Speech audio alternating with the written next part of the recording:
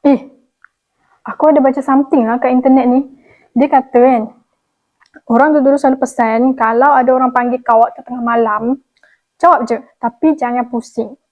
Kau kena membelakangkan dia lah maksudnya waktu kau jawab tu. Nonsense. Kau ni suka sangat lah percaya benda-benda karut macam tu. Yelah. Aku nak tidur dulu lah. Ngantuk lah. Bye. Good night. Bye. Good night.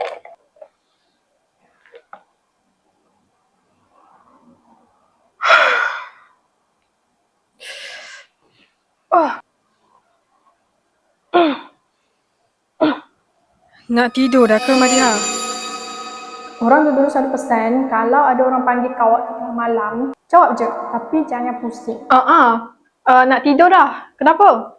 Pandang aku.